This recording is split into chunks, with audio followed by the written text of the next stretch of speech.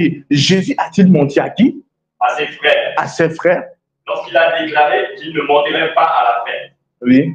Lui, il est allé plus tard. Alléluia. On va voir ça ensemble. Alléluia. Amen. Alors, il y a des personnes qui vont dire Jésus était un menteur, il a menti.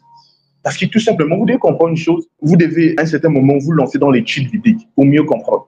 Ce soir, c'est juste l'étude biblique. Pour répondre aux questions de ceux qui ne peuvent pas fouiller avec une certaine profondeur, et aussi, comme j'ai l'Esprit de Dieu et en tant qu'homme de Dieu, Dieu m'a rendu capable de pouvoir comprendre certaines choses. Alléluia. Mais c'est très important de fouiller les Écritures et de comprendre les contextes. Parce que quand vous comprenez le contexte d'une chose, vous n'avez pas divagué. C'est très important. Alors, on va aller dans le livre de Jean, chapitre 7, à partir du verset, on peut lire à partir du verset, on peut commencer au verset 1. Après cela, Jésus parcourait la Galilée, car il ne voulait pas séjourner en Judée, parce que les Juifs cherchaient à le faire mourir. Or, la fête des Juifs, la fête des tabernages était proche. Ses frères lui dirent, va d'ici et va en Judée, afin que tes disciples voient aussi les œuvres que tu fais. Personne n'agit en secret lorsqu'il désire paraître. Si tu fais ces choses, montre-toi toi-même au monde. Car ses frères non plus ne croyaient pas en lui. Alléluia. Vous voyez, ici, là, c'est très profond. Les frères de Jésus disent, oh, c'est la fête des tabernacles. Et beaucoup de Juifs vont arriver. Ils disent, c'est le bon moment. Toi, tu nous fais le bruit ici, là, que tu es le Messie. Tu nous fais le bruit ici, que c'est toi qui es l'homme fort. Tu veux paraître, non? Tu veux être connu? Tu veux être célèbre? Alors, donc, va là-bas et tu seras célèbre. Il y a plusieurs personnes qui pourront voir tes miracles qui vont être célèbres. Et donc, ces frères de Jésus parlaient dans un air ironique. C'était des moqueurs, en fait. C'était une moquerie. Et là, nous allons voir dans la suite, avance. Verset 6. Oui. Jésus leur dit, oui.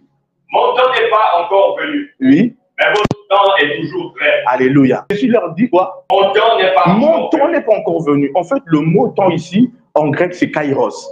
Et kairos, c'est quoi? C'est le temps de Dieu. Le temps défini par Dieu. Le temps précis. En fait, quand vous allez étudier la vie de Jésus, vous allez voir que Jésus, tout ce qu'il faisait, il devait le faire au temps défini par Dieu. Il ne faisait pas des choses au hasard. Donc, le temps qu'il disait, c'était le kairos. Donc, il dit, le kairos n'est pas encore arrivé. Le bon moment n'est pas encore arrivé. Le moment précis va être révélé parce qu'il sera pas connu du monde. Aujourd'hui, Jésus est l'homme le plus célèbre. Quelqu'un me suit ici? Donc, il dit, ce n'est pas en fonction déjà, même lorsqu'il parle, il sort du contexte de Dieu, en fait. Parce que Jésus n'est pas venu pour juste montrer aux gens qu'il est bon. Non. Il est venu le Messie, le Sauveur. Et puis, il déclare dans Jean 3,16 que Dieu a tant aimé le monde qu'il a donné son Fils unique afin que quiconque croit en lui ne périsse point, mais qu'il ait la vie éternelle. En fait, ici, Jésus ne peut pas les suivre. Ils sont en train de se moquer. Ils sont en train de dire, allez, toi, ok, va là-bas. Tu es bon, non? Va. Tu veux être connu, non? Va. Il dit que tu es le Messie ici, là. Mais il y a beaucoup de personnes, va déjà te montrer. Jésus dit, va dire quoi? Mon temps n'est pas encore venu. Il dit, mon temps n'est pas encore venu. Ici, le temps, c'est quoi? C'est le kairos. Le temps défini par Dieu. Le temps précis. Avance. Verset 7. Le monde... Attends, il dit que mon temps n'est pas encore venu, il va dire quelque chose d'autre. Mais votre temps... Il dit, mais votre temps est toujours prêt. Parce qu'il dit, vous, ici, sont dans le chronos. En grec, il y a le kairos et le chronos. Le chronos, c'est le temps des hommes. Il dit, vous opérez en fonction du temps des hommes. Oh, la fête doit commencer à telle heure, on va monter. Vous voyez ce que je suis en train de dire? Ils veulent faire des choses en fonction du temps humain, en fonction de la pression humaine, des dispositions humaines. Mais Jésus n'était pas comme ça. Amen. Jésus s'est rassuré d'opérer sur le kairos de Dieu. Amen. Le temps fixé, le temps défini, le temps prédéfini par Dieu. Il dit, écoutez, je vais être connu, mais pas de cette manière-là. Ce n'est pas le temps. Amen. Le bon temps, c'est le temps de Dieu. Lorsqu'il a été ressuscité d'entre les morts, on dit que lorsqu'il sera élevé, il attirera tous les hommes de la terre. Alléluia. Et aujourd'hui, le nom du Seigneur Jésus-Christ est proclamé dans toutes les nations. Jésus-Christ est l'homme le plus célèbre. Il n'est plus présent aujourd'hui, mais il est célèbre. Alléluia. Mais il dit, vous opérez dans le chronos. Vous fonctionnez humainement parlant, sur le temps des hommes. Mais moi, je ne suis pas sur le temps des hommes. Moi, c'est sur le kairos. Alléluia. Et il dit aussi, il dit qu'il ne fera pas comme il veut. Parce qu'il ne va pas essayer de se présenter parce qu'il le demande de se présenter. Et avec un air ironique et moqueur. Parce qu'il connaît le cœur de l'homme. Il ne croit qu'on lui dise juste avec un air moqueur et ironique. Jésus dit non, mon temps n'est pas encore arrivé. Je serai célèbre, je serai connu, mais pas de cette manière. Mon temps n'est pas encore arrivé. Alléluia. On peut avancer. Le monde ne peut vous haïr. Il dit, le monde ne peut vous haïr. Le monde ne peut vous haïr. Avance. Moi, il me hait. Oui. Parce que je rends de lui le témoignage que ses œuvres sont mauvaises. Sont mauvaises. Montez, vous, à cette fête. Moi, je n'y monte point. parce que mon temps n'est pas encore accompli. Nous sommes à quel verset ici? Verset 8. Verset 8, verset 9 maintenant. Écoutez très bien. Verset 9. Après leur avoir dit cela, il resta en Galilée. Oui. Lorsque ses frères furent montés à la fête, il y monta aussi lui-même, non publiquement, mais comme en secret. Déjà ici, là, c'est très important. On va dire que le Seigneur Jésus-Christ va monter, mais pas publiquement. Donc, pas dans le sens que ses frères ont dit. Vous comprenez? Il ne va pas monter pour dire, oh, écoutez, les gars, je suis là. Comme les gars ont dit, va te faire connaître. Tu veux paraître? Non, va. Mais Jésus va monter en secret. Ça veut dire quoi? Il ne va pas monter pour attirer l'attention. Il ne va pas monter parce qu'il veut la célébration. Il va monter comme en secret. C'est quoi la Bible précise? C'est qu'il est très important de comprendre les contextes ici pour comprendre ce que le Seigneur a dit. Maintenant, ce qui est très important de comprendre, c'est qu'il y a un passage au verset 8, il dit, montez-vous à cette fête, pour moi, je n'y monterai point. En fait, ici, Jésus ne dit pas, je ne monterai point. Il dit, je ne monterai pas encore. Encore parce que mon temps n'est pas encore accompli. Lorsqu'on va prendre la version anglophone, King James, on va utiliser le mot yet. Je pense que les anglophones comprennent. Parce que dans la version King James, il n'y a pas cette erreur. Dans la version King James, il dit, je ne monterai pas encore. Comprenez ici? Amen. Voilà. Et lorsqu'on revient dans les textes et grec, on comprend bien qu'il y a une distinction en fait. Il y a un mot qui est ajouté pour comprendre que Jésus a dit, je ne monterai pas encore. Et il y a une différence dans les textes de base. Le mot grec dit, je ne monterai pas encore. C'est pour vous allez voir que dans la version King James, ils vont utiliser le mot yet.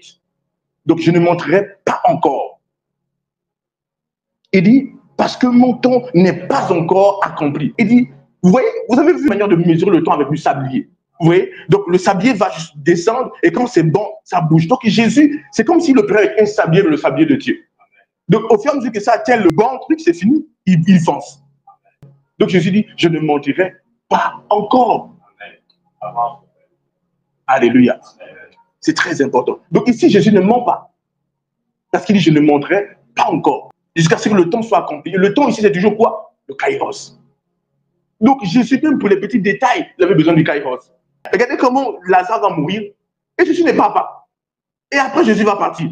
Donc, Jésus a attendu le kairos. Et il dit aux disciples que, en fait, c'est pour la gloire de Dieu. Donc, tout ce que Jésus faisait, il attendait le kairos. Le bon moment. Et dans les textes de base, c'est ça, en fait. Il dit, je ne monterai pas encore.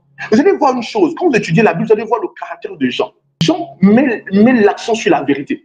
Vous allez voir que Jean, celui qui dit que Jésus est le chemin, la vérité, il va rapporter les propos là. Jean parle plus de la vérité. Donc, Jean, en parlant de la vérité, ne peut pas commettre une telle erreur de mettre de telles informations. Or, il croit en la vérité du Seigneur. Que le Seigneur est la vérité. Que ses paroles sont vérité. Donc, ici, il dit, je ne monterai pas encore. C'est pourquoi ceux qui ont la version anglophone vont voir qu'il y a yet à l'intérieur. Alléluia. Donc, je ne monterai pas encore. Ce n'est pas encore le moment. Vous mentez, mais moi, je ne monterai pas encore. Il n'a pas dit de manière absolue qu'il ne montera pas. Et lorsque nous, même si nous ne voyons pas au niveau de pas encore, quand nous comprenons les contextes, et la Bible dit qu'il est en train de monter en secret, on comprend en fait qu'il dit, regarde, écoutez, je ne vais pas monter comme vous. Je ne vais pas opérer comme vous voulez. Moi, je vais opérer à ma manière. Alléluia. Comprenons que Jésus opère selon quoi? Le kairos et non le chronos. Le chronos, c'est le temps des hommes et le kairos, c'est le temps de Dieu. Donc Jésus, il opère avec le kairos. Donc à chaque fois qu'il doit bouger, il y a le sablier de Dieu. Donc dès que le sablier est, il dit, ok, c'est bon. Regardez Lazare, fait 4 jours, on dit qu'il est malade, Jésus ne part pas. Il arrive au 4e jour, il dit, c'est pour la gloire de Dieu.